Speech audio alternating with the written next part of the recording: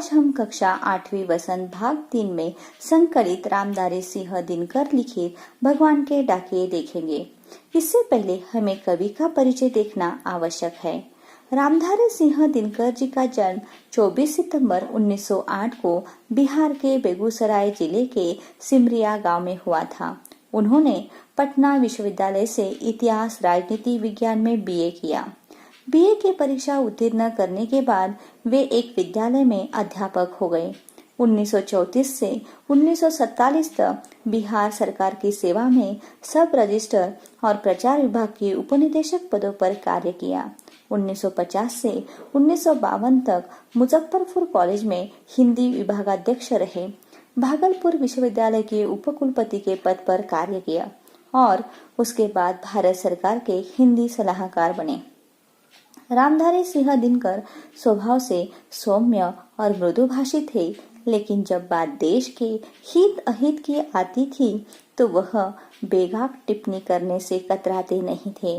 उनकी प्रमुख कृतियां हैं रश्मि रथी, परशुराम की प्रतीक्षा, उर्वशी आदि। संस्कृति के 4 अध्याय के लिए 1959 में उन्हें साहित्य अकादमी से सम्मानित किया गया और भारत के प्रथम राष्ट्रपति ने उन्हें पद्म विभूषण से सम्मानित किया तथा 1968 में साहित्य चूड़ामणि, 1972 में ज्ञानपीठ पुरस्कार से सम्मानित किया गया। इस महान साहित्यकार का देहांत 30 सितंबर 1987 को हो गया था। छात्रों, इस कविता में कवि ने पक्षियों और बादलों को भगवान के डाकिये माना है और यह कहना चाहा है कि यही है जो मुक्त भाव से एक स्थान से दूसरे स्थान पर जाते हैं। ये ईश्वर के संदेश वाहक है। इसके बाद छात्रों, अब हम कविता की संक्षिप्त रूपरेखा देखेंगे। दिनकर जी का कहना है कि पक्षी और बादल ईश्वर के संदेश वाहक है। आकाश में पक्षी निरंतर एक स्थान से दूसरे स्थान पर विचरण करते रहते हैं और बादल घुमड़ घुमड़ कर इधर से उधर दौड़ते हैं। ये दोनों भगवान के डाकिये प्रतीत होते हैं, क्योंकि इनको देखकर ऐसा एहसास होता है कि ये भगवान का संदेश पाकर एक विशाल देश को पार करते हुए दूसरे विशाल देश में जाते हैं और ईश्वर का संदेश बांटते हैं। कवि का मानना है कि हम अपने आप को अत्यधिक विद्वान समझते हैं और पेड़ पौधों आदि को जड़ तथा बेजान कहते हैं, जो हमारी मूर्खता है।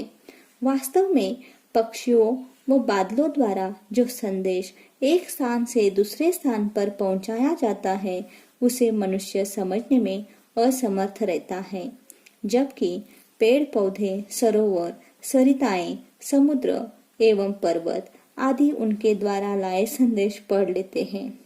कवि का मत है कि हम प्राकृतिक तत्वों की क्रियाओं को मात्र सामान्य रूप में देख लेते हैं, लेकिन उनके पीछे निहित उद्देश्य को समझ नहीं पाते। हम तो सब यही जान पाते हैं कि पृथ्वी के एक प्रदेश के फूलों की सुगंध बिना किसी बाधा के दूसरे देश को जाती है। यह सुगंध मुक्त हृदय के प्रेममय संदेश की भांति पक्षियों के उड़ते पंखों के सहारे सर्वत्र फैल जाती है। बादलों के रूप में एक देश का पानी भाप बनकर उड़ता है और दूसरे देश में जाकर बरस जाता है। इस कविता का यही अभिप्राय है कि पक्षी और बादल एक देश से दूसरे देश में बिना किसी वैर भावना के मुक्त स्वभाव करते हैं। यही भगवान का संदेश है कि विश्व एक है, सबके लिए है। हमें किसी के प्रति भेदभाव नहीं रखना चाहिए। मनुष्य ईश्वर के इस संदेश को समझ नहीं पाता है। छात्रों, अब हम पहले पद्यांश का पठन करेंगे। पक्षी और बादल ये भगवान के डाकिये हैं, जो एक महादेश से दूसरे महादेश को जाते हैं। हम तो समझ नहीं पाते हैं, मगर उनकी लाई चिट्ठियां पेड़ पौधे, पानी और पहाड़ बाँचते हैं।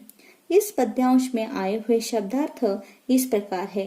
डाकिये पत्र लाने वाले, महादेश विशाल देश, चिट्ठियां पत्र खत, बाँचते हैं पढ़ लेते हैं। छात्रों, इस पद्यांश का भावार्थ इस प्रकार है। कवि रामधारी सिंह दिनकर कहते हैं कि पक्षी और बादल भगवान के डाकिए हैं जो मुक्त भाव से विश्व बंधुत्व का संदेश एक देश से दूसरे देश में पहुंचाना चाहते हैं। कवि के अनुसार पक्षी और बादल ईश्वर के डाकिए हैं। पक्षी एक देश से दूसरे देश में विचर कर वह बादल इधर से उधर उमड़ घुमड़ कर अपना विश्व बंधुत्व का संदेश पूरी प्रकृति अर्थात पेड़ पौधों, सरोवर, सरिताओं, समुद्र व पर्वतों को पहुंचाते हैं। कवि का मानना है कि पक्षी व बादलों के संदेश को प्रकृति तो समझ लेती है, लेकिन मनुष्य नहीं समझ पाते। छात्रों, अब दूसरा पद्यांश। हम तो केवल यह आंकते हैं कि एक देश की धरती दूसरे देश को सुगंध भेजती है और वह सौरभ हवा में तैरते हुए पक्षियों की पांखों पर गिरता है और एक देश का भाव दूसरे देश में पानी बनकर गिरता है। इसमें आए हुए शब्दार्थ इस प्रकार है। आंकते हैं, समझते हैं, धरती, भूमि, सुगंध, मधुर गंध, सौरभ, सुगंध, खुशबू, पांखों, पंखों।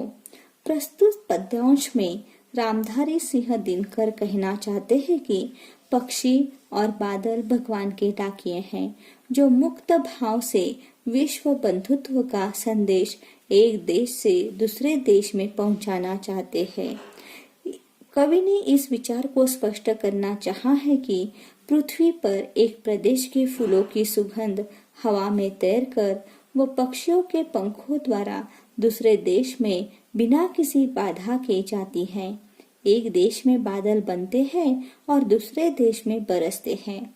भाव यह है कि प्रकृति किसी बंधन में नहीं बनती और न ही किसी के प्रति कोई भेदभाव रखती है। मनुष्य को भी इस राह पर चलना चाहिए। आपसी भेदभाव को मिटाकर प्रेम पूर्वक रहना चाहिए। कवि इस कविता के माध्यम से विश्व एकता का संदेश देना चाहते हैं।